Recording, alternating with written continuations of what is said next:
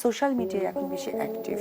এই অ্যাক্টিভটার পজিটিভ ভাইবসটা যেমন আছে, নেগেটিভ ভাইবসটাও তেমন আছে। সরলতার সুযোগ নিয়ে মানুষ মানুষকে কতটা নিচে নামাতে পারে।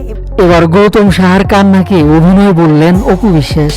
আরো কি বলছে অপু বিশ্বাস, সম্পূর্ণ ভিডিও দেখে আপনার মতামতটি জানান।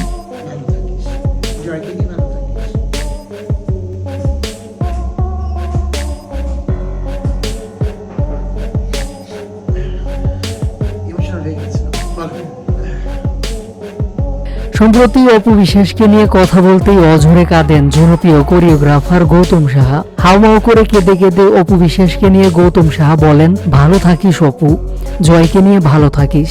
আমি তোর সুখে থাকতে পারলাম না, কিন্তু দুঃখের সময় তোর পাশে ভাই হিসেবে ঠিকই থাকবো। বেশ কয়েক মাস হলো চিত্রনায়িকা অপু বিশ্বাসের সাথে গৌতম সাহার সম্পর্ক শেষ হয়ে গেছে। দীর্ঘদিনের ভাই বোনের সম্পর্ক মাত্র অল্প কয়েক মাসের ব্যবধানে আস্থা নষ্ট হয়ে গেছে। বর্তমানে অপু বিশ্বাসকে বাদ দিয়ে নায়িকা বুবলিকে নিয়ে কাজ করছেন গৌতম সাহা। অপু বিশ্বাস গৌতম সাহার সম্পর্কটা ছিল দীর্ঘ বেশ কয়েক বছরের। কাজের বাইরে ব্যক্তিগত জীবনে তারা ছিলেন ভাই বোন, একসঙ্গে দিনের বেশিরভাগ সময় কাটতো তাদের। কিন্তু আজ তা কালের পরিবর্তে ভিন্ন চিত্র, দুজন এখন দুদিকে। গৌতম সাহাকে ছেড়ে এসে অপু বিশ্বাস এখন বাইরে অন্যান্য সবার সাথে কাজ করছেন।